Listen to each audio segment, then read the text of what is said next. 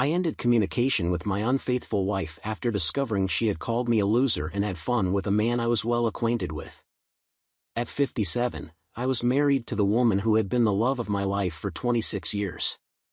Let's refer to her as Lucy. We met in college and had a decade-long friendship before marrying. In those 10 years, we spent 2 years as friends. I pursued her for a year, and we dated for 7.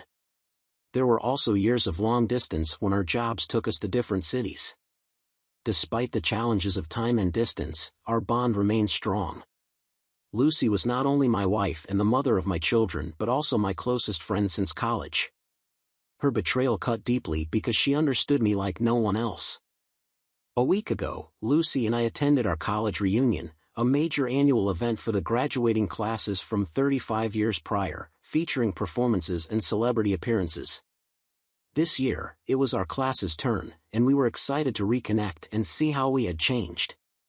We were particularly proud of our long-lasting relationship, being one of the few college couples still together after all these years. Little did I know, I was walking into a situation that would reveal a painful truth.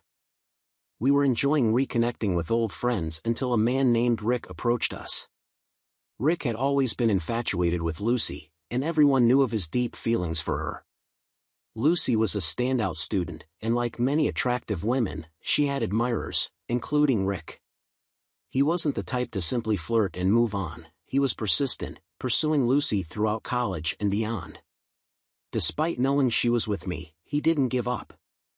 I was always secure in our relationship and didn't let his advances bother me. Rick was aware that Lucy was beyond his reach, but he never ceased trying.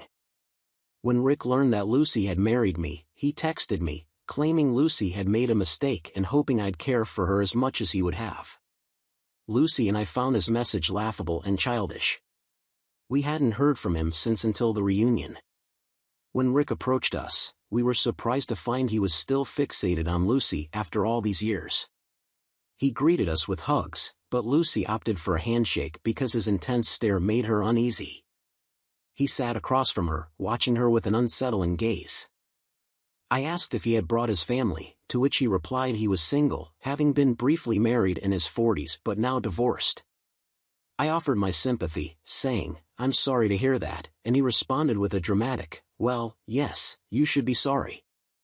You stole my love," followed by a burst of hysterical laughter. If I were in my 30s, I might have considered physically confronting him, but as we're approaching our 60s, such things no longer hold much importance. Besides, Rick isn't the intimidating type, he's more of a sleazy loudmouth guy you wouldn't pick for sports. Even though everyone heard his joke, no one responded, and you could feel others becoming uncomfortable. So we mostly brushed it off. However, Lucy became noticeably quiet. Nancy is our close friend from college, took Lucy aside. We tried to lift her spirits, encouraging her to forget about the troublemaker and enjoy the rest of the evening. Knowing that Lucy tends to overthink things, we both attempted to ease her mind. Suddenly, Rick approached us out of the blue. I suspect he had been keeping an eye on us all along. To our surprise, he apologized, stating that he hadn't meant to upset her. Instead, he claimed he wanted to make her feel happy. Despite the separation and the effects of aging on her appearance, she still had an admirer. I couldn't tolerate his cheesy words and told him to back off. He expressed genuine regret about causing discomfort. Lucy asked him to leave us alone, but he insisted that Lucy forgive him so we could enjoy the last gathering of our lives. Those words made me think it was time to put this behind us and move forward. That night was undoubtedly the final occasion for us to meet our old friends and classmates, so there was no point in dwelling on the past. Lucy hugged him and urged him to move on from her and let it go. We all hugged and headed to the dance floor to have fun at the party. Others joined us, and it turned into an enjoyable time. Later on, I noticed Nancy and Lucy talking to Rick, who was standing beside them. He was engaging in conversation and dancing in a comical manner. I was relieved that this matter seemed to be resolved and we could look back on it in a positive light. I kept an eye on them to ensure Lucy was okay. Rick was whispering something in her ear, and she smiled and nodded at him. I assumed it wasn't anything inappropriate, otherwise, Lucy would have reacted differently. This gave me the green light to relax and enjoy myself with other friends and classmates. About an hour later, I noticed that Lucy and Nancy were nowhere to be seen. Initially, I didn't pay it much mind because we were all mingling separately. I, too, was catching up with other friends on my own. However, when they didn't reappear after some time, I began searching for them. I attempted to call them first, but they didn't answer. I realized the loud music might be drowning out the sound of their phones ringing. After roughly 30 minutes, Lucy returned, but something about her seemed off. There were no apparent changes in her appearance, but I had a distinct feeling that she was a different person. She became unusually quiet and kept urging me to leave. Nancy joined us shortly afterward, but Lucy and Nancy didn't exchange a single word throughout the night. I assumed they had argued about something because they avoided making eye contact. I repeatedly asked Lucy why she seemed irritated and wanted to leave early, but she remained silent. I wanted to stay until the end of the party, but Lucy insisted we leave early. Lucy remained silent throughout the entire journey back home, which lasted over an hour. I kept inquiring if she was okay, and she replied that she was just tired and needed rest. It left me feeling uneasy because she's usually the one brimming with energy, and seeing her upset without knowing the reason worried me. I asked if it had anything to do with Nancy, but she simply replied with a no, providing no further explanation. I assumed she was exhausted and left her alone. When we arrived home, while most of our friends were posting happy pictures of the evening and chatting on social media, expressing their joy at the reunion and lamenting the possibility that it might be the last, Lucy slipped into bed with her eyes closed. I suppose she wanted me to believe she was asleep. Why do I say that? It was almost 2 a.m. when I went to bed, utterly tired. I fell asleep as soon as I hit the mattress. I'm not sure how long I had been asleep when Lucy woke me up. She was in tears, resting her head on my chest. I held her close and asked if she was feeling emotional about reuniting with her old friends, but she didn't respond. She simply continued crying. I held her tightly to show my support, as that was the least I could do since she wasn't sharing what was troubling her. I allowed her to release her emotions, and when her tears finally stopped, she revealed something that left me stunned. She confessed that she had cheated on me with Rick. I was at a loss for words, unable to ask her anything further. I felt frozen in shock. Thoughts swirled in my mind about what might have transpired. The last time I saw Lucy, she was dancing with Rick and Nancy, along with others. Then the three of them disappeared for about an hour. When Lucy returned, she wore a gloomy expression and insisted on leaving the party. She mentioned that Nancy was aware of the situation, but she was clearly furious with Lucy, which explained her upset demeanor. I was still unable to speak, so as she observed my stunned state, she began explaining everything on her own. She recounted how, while they were dancing, Rick kept apologizing to her for the embarrassment he had caused her, especially after she had rejected his advances numerous times. He showered her with praise, claiming that in all his travels around the world, he had never encountered a woman as extraordinary as her. Lucy explained that she began to believe his compliments and fell for his apparent sincerity. He asked her if she would go for a walk with him. Initially, she declined, but he persisted, insisting it would be their last encounter and that she deserved to know his true feelings for her. She wanted to hear what he had to say, so she agreed to accompany him for a walk on the college lawn, seeking peace and quiet. While on the lawn, Rick openly expressed his feelings, proclaiming his lifelong love for her and describing her as the most incredible woman on earth. She recounted various things he said, but the essence was the same. Lucy admitted that she was intoxicated and foolishly succumbed to his words. He began holding her hand while they walked, and in that moment, Lucy felt an immense burden of tension lifting from her shoulders, making her feel strangely comfortable. I won't delve into further explicit details of what she shared with me about what happened, but she told me everything, absolutely everything. She even mentioned that her guilty conscience kicked in when they were in the middle of the act and she pushed him away. My mind was in a daze, and my body felt numb. She nudged me, seeking some reaction, but I remained silent. I asked her to give me a moment. She continued crying and apologizing. Eventually, I told her to go to sleep and that we would discuss the matter in the morning. She held on to me tightly, expressing her fear of losing me. I simply closed my eyes and lay there, replaying the situation in my mind repeatedly. I was reflecting on the events until I distinctly recalled something that struck me as odd. Rick had given me a strange, unsettling grin after Lucy returned from their make-out session. Although I hadn't paid much attention to it at the time, I suppose that was his triumphant smile, signifying that he had finally won her over. With that realization, I felt a surge of anger and disgust welling up inside me. I was too restless for self-pity, and the thought of sharing the bed with her became unbearable. I noticed that she had fallen into a deep slumber after hours of crying.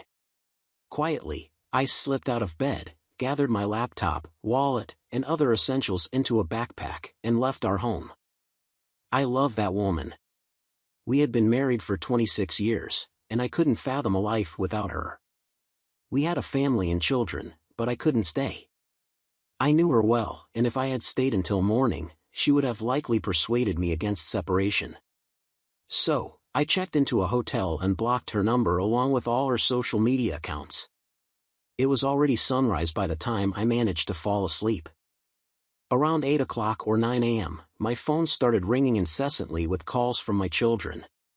Lucy and I have 2 kids, a 24-year-old son and a 21-year-old daughter, both of whom are in college and live on the same campus.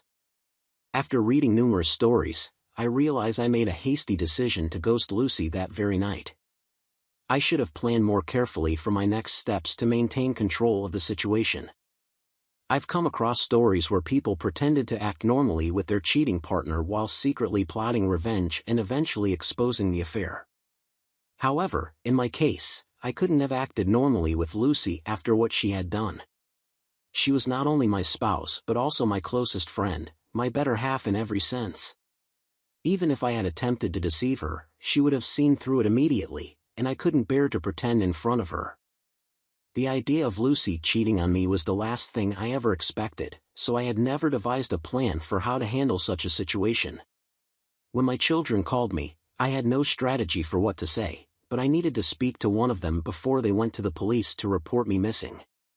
I chose to call my son, who was typically more composed and mature than my daughter.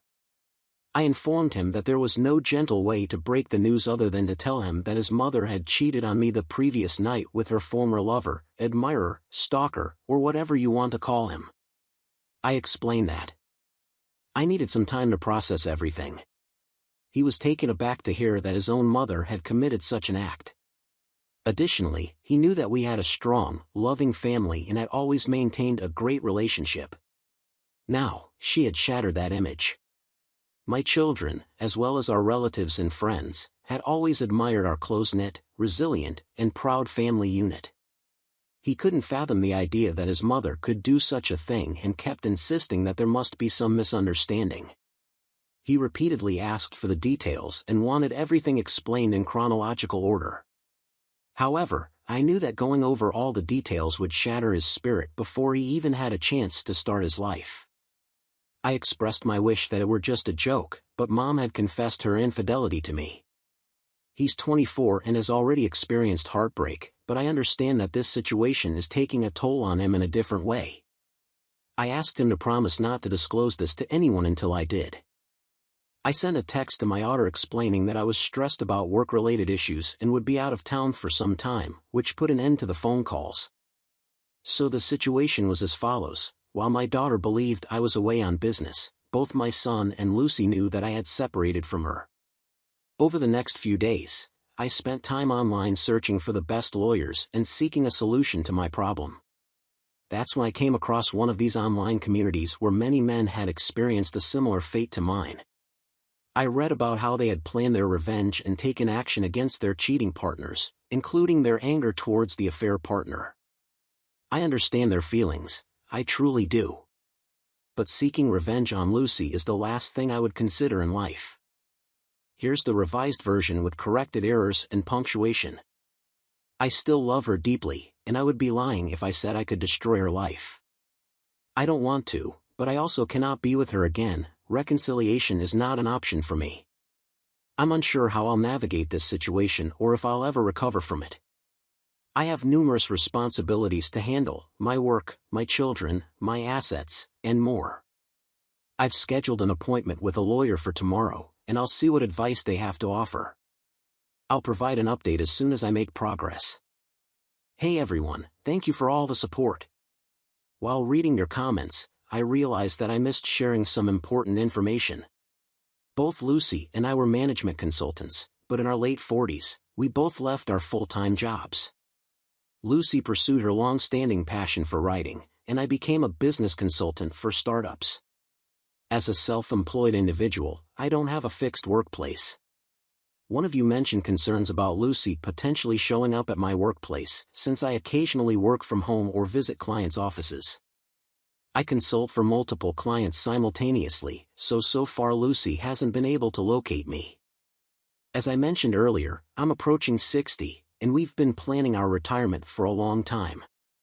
We've been saving up to purchase a beach house in the countryside for our retirement years, with plans to buy it next year.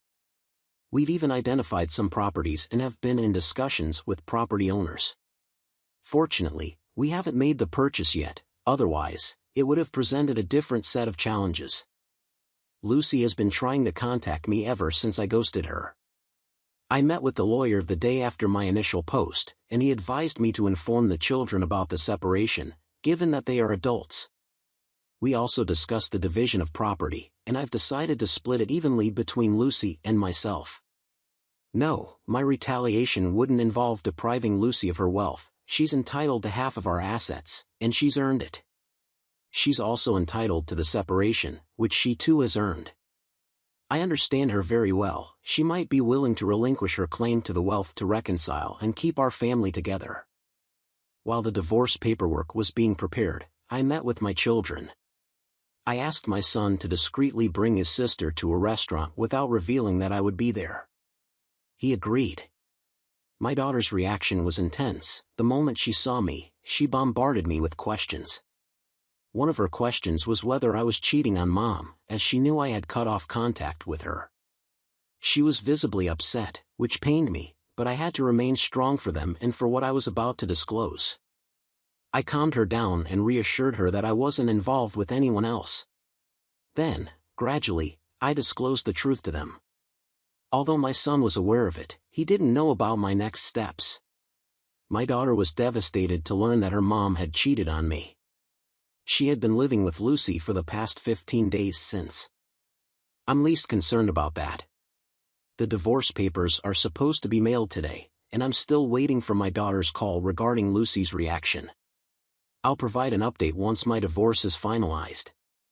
In the meantime, I still have many matters to sort out: my assets, retirement, and my children's well-being. Hey everyone, I know it's been a while since my last update, and I apologize for that. I had a long list of things to take care of. First and foremost, my divorce has been settled. When Lucy received the divorce papers, she didn't take it well. She became unhinged. Until then, she had been living in a bubble where she believed I was merely angry and would return to her once my anger subsided. That bubble burst when she received the papers. She insisted that my lawyer arrange a meeting with me, but my lawyer declined. He stated that she was getting half of all the assets, which was more than she deserved. She responded by saying she didn't want any assets, only me. I told you I know her. She expressed her desire to meet me once before signing the divorce papers. She was confident in her abilities, knowing that if she had one FaceTime conversation with me, she could persuade me to reconsider the separation. She was right. If I had met her, I might have changed my mind. I still loved her and couldn't bear to see her deteriorate, but I couldn't set aside my self-respect. She took me for granted, tore apart our family for what I won't delve into. I just want to say I couldn't endure living like that. My daughter wanted to meet with me urgently.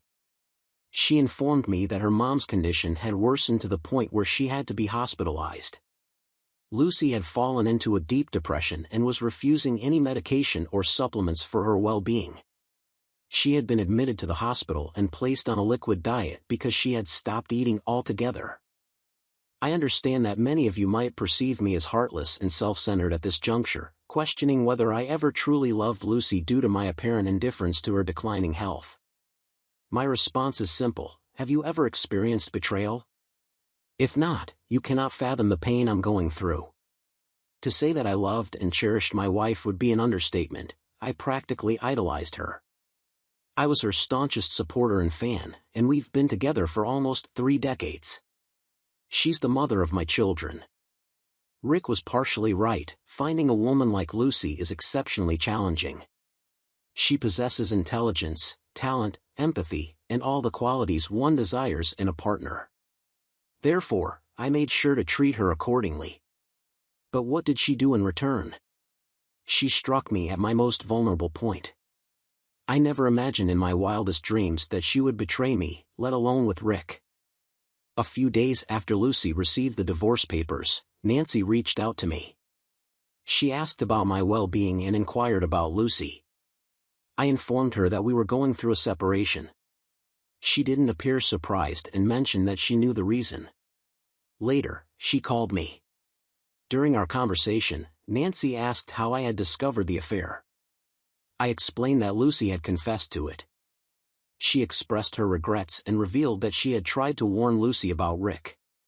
Nancy had advised her not to go out with him, but Lucy had ignored her counsel.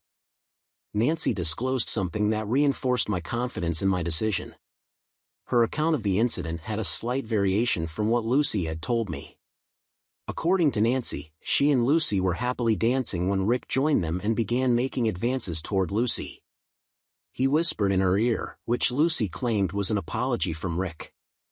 Nancy was uncomfortable with Rick's advances and attempted to intervene, but she noticed that Lucy suddenly seemed to enjoy his company.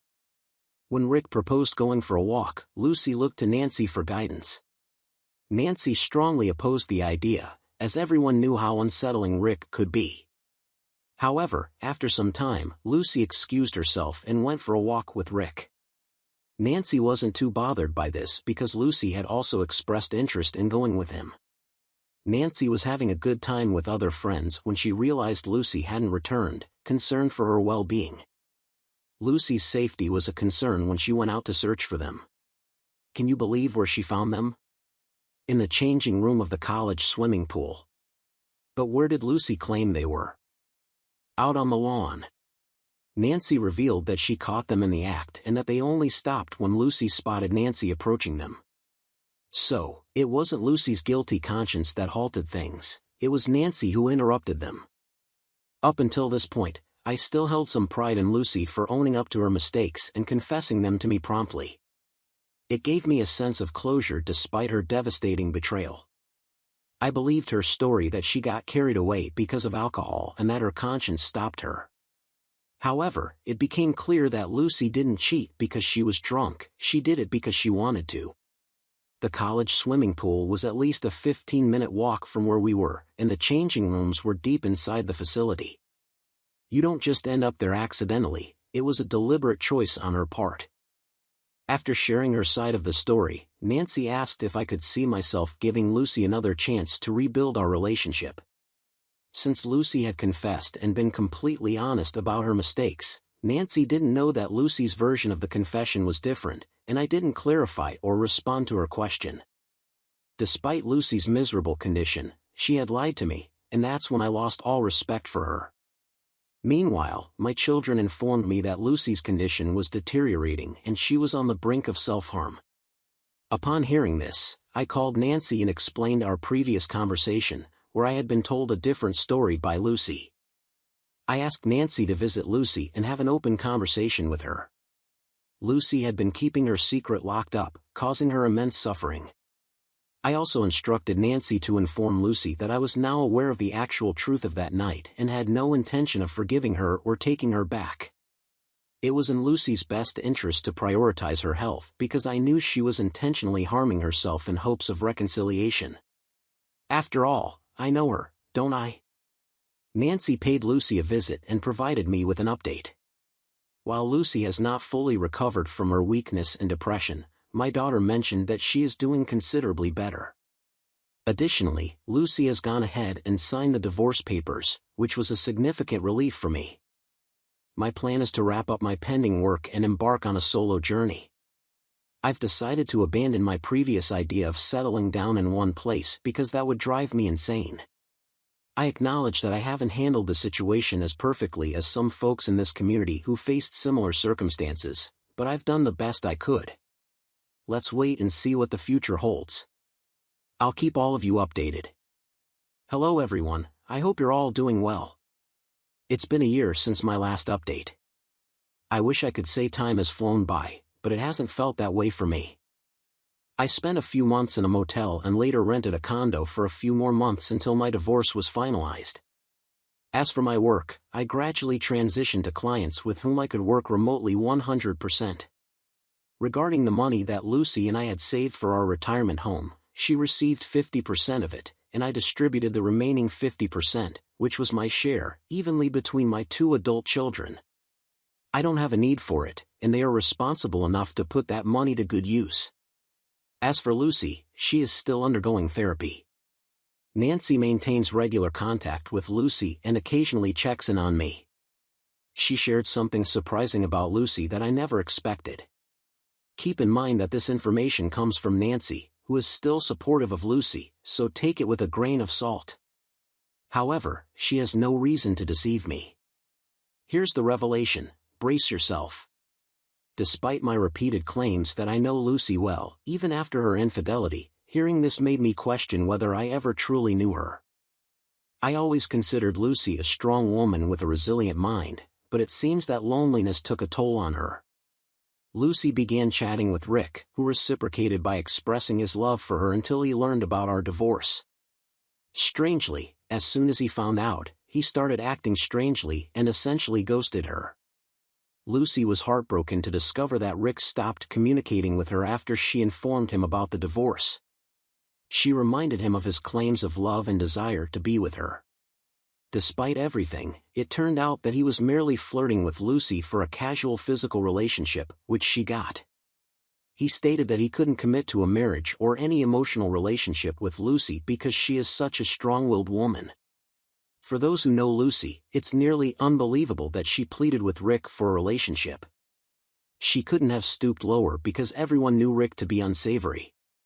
Rick revealed his true intentions by admitting that he was only interested in a physical relationship, while Lucy sought emotional support, not just physical intimacy. He mentioned having a live-in partner and being content with that arrangement. It appears that all of his love and admiration were insincere. When Lucy and Rick had a disagreement, he concluded it with a hurtful remark. He indirectly taunted Lucy by suggesting that he had succeeded in deceiving her. He claimed that he thought Lucy was intelligent yet managed to trick her, implying that he was the cleverer of the two.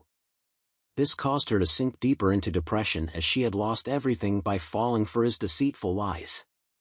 The last update I received about Lucy was a couple of weeks ago. My daughter had been staying with Lucy since then. I moved out of the house because she needed someone's company to help her cope with her depression. However, after living with her for a year, my daughter realized that she could no longer coexist with Mom, as Lucy had become extremely difficult. Lucy, who was once emotionally resilient, has transformed into an insecure and erratic individual who constantly seeks the presence and attention of others. She has also become delusional and disoriented, morphing into a controlling and possessive mother. She bombards my children with calls and messages, and if they don't respond promptly, she even insisted that my son move in with her until he got married. He declined her request. Lucy has been pressuring my daughter to spend time at home instead of going out with friends or taking vacations. My children are no longer kids, they are adults now and can't be restricted.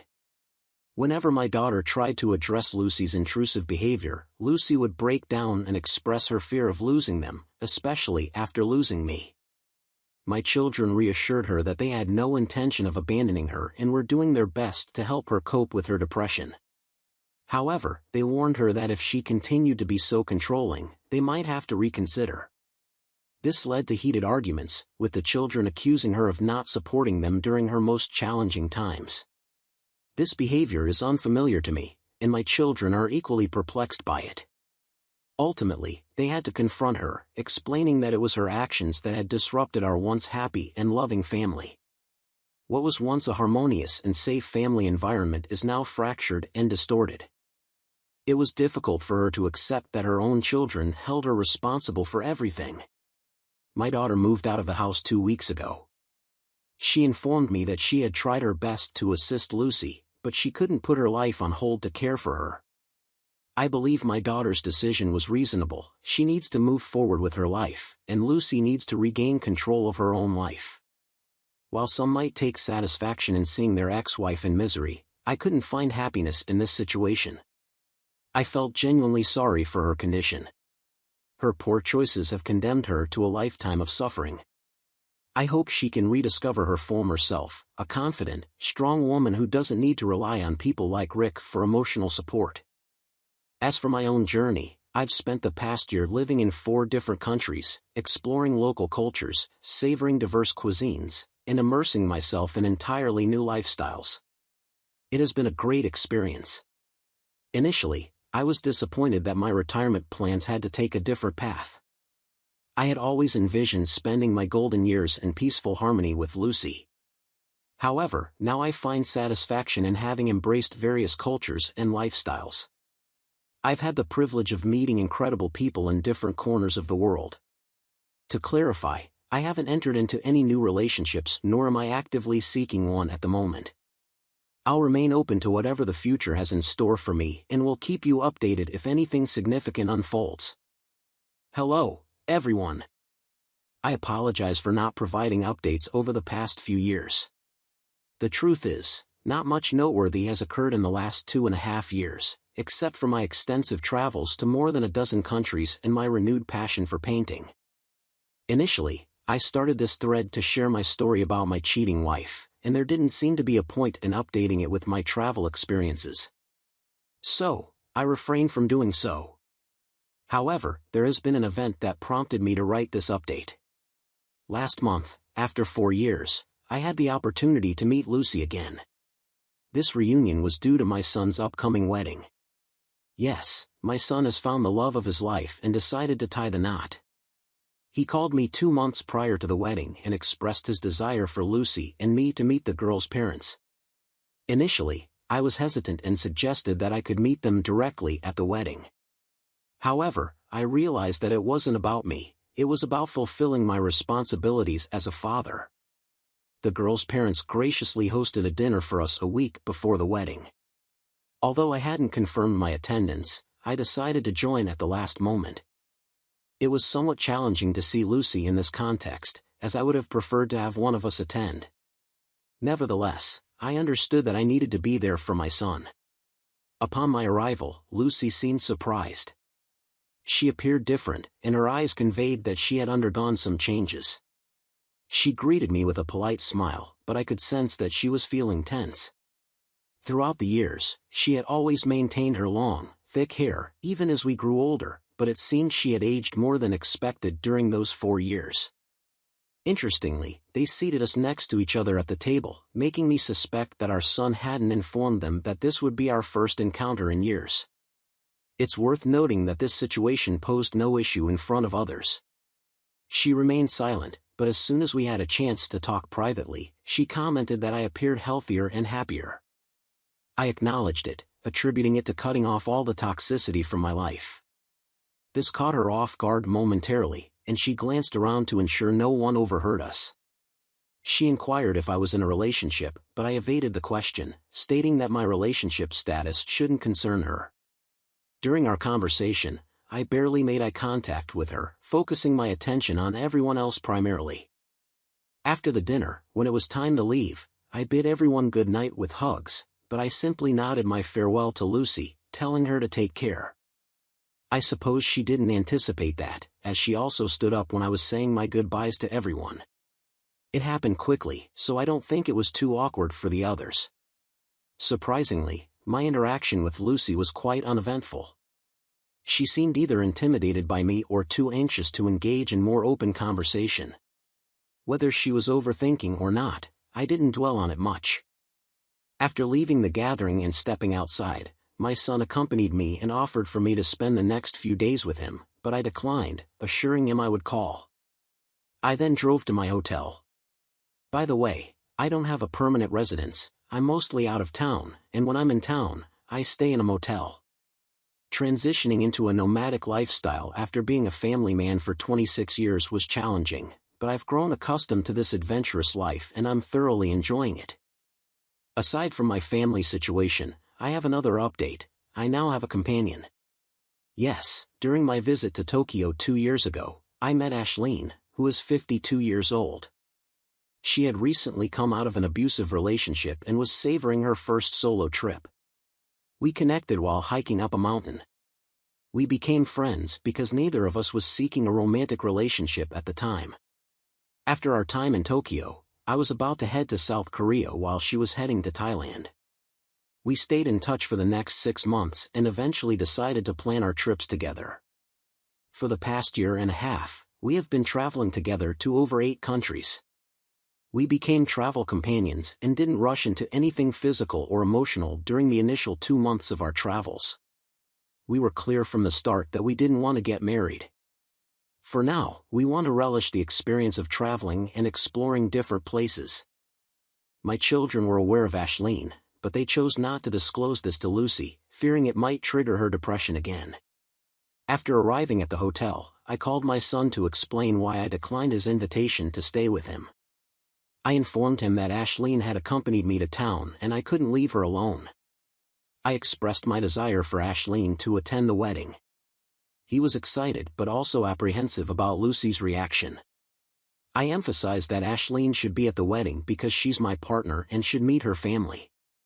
My son added his sister, my daughter, to the call to get a second opinion, but mostly to discuss it among the 3 of us. She agreed with me that Ashleen should meet the family. The wedding was a week away, so I used that time to give Ashleen a city tour since it was her first visit to Kentucky. On the day of the wedding, as soon as we arrived, I noticed Lucy glaring at me. She seemed visibly upset when she saw me holding hands with Ashleen at the venue. I had warned Ashleen that Lucy might act unpleasant, but she assured me she could handle it. It was the first time I saw how controlling Lucy had become since our separation. She rushed over, grabbing my wrist and trying to pull me aside. I firmly told her I wasn't interested in having a private conversation. Lucy then asked if Ashleen was my girlfriend or if I planned to marry her. I told her it was none of her business and asked her to leave us alone, as guests were arriving and some were noticing Lucy's distress. Lucy insisted she didn't care about anyone else and needed to address the situation right then and there. My daughter stepped in, trying to calm her down, but Lucy refused to go with her. We pointed out that she was disrupting the wedding, to which Lucy loudly responded that she didn't care. At that moment, my usually gentle daughter took charge. Instead of losing her temper, she delivered a stern lecture to Lucy that I hadn't anticipated. In a low but commanding voice, she told her mom, "Yes, Mom, you were supposed to be with Dad at the wedding, but you chose to be with someone else. So either accept it and move on now, or I'll make sure you're removed before it even starts." I nearly intervened, as any parent might when seeing their child distressed, but my daughter was more assertive with her mother than I could ever be. As she pointed her finger at Lucy, the tension in Lucy's grip on my wrist eased. I watched as Lucy's face shifted from anger to betrayal to sadness before she finally let go of me and walked away. She didn't introduce herself to Ashleen. On a brighter note, my daughter apologized to Ashleen, who then embraced us. I reassured Ashleen that there was no need for apologies. I'm proud of how strong my daughter was, and she expressed her feelings to me, saying, "It's on her, Dad. We've suffered enough. She needs to move on or leave you alone." Despite Lucy's attempts to make everyone's life miserable, she had expected sympathy and support from some friends. My children lack a family home for gatherings, and I acknowledge my part in that. During the wedding, Lucy grew more upset seeing my children supporting me, often standing alone or feeling excluded. She didn't even join us for the family photo.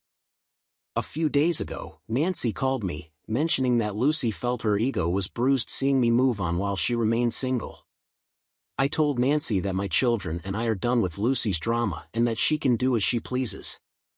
I want to enjoy my remaining years in peace and am considering staying closer to my kids to provide them with a family home, even though they're adults now. The wedding made me realize that a new stage of life is coming, and I might become a grandparent. I won't share this news with Lucy, and I'm okay with that. We'll see if Ashleen is open to it when the time comes. I appreciate the advice and genuine experiences shared by some of you. I wish everyone loyalty and truthfulness to their spouses. Even if not for yourselves or your partners, do it for your children. Life is good, and there's always more to enjoy. Take care.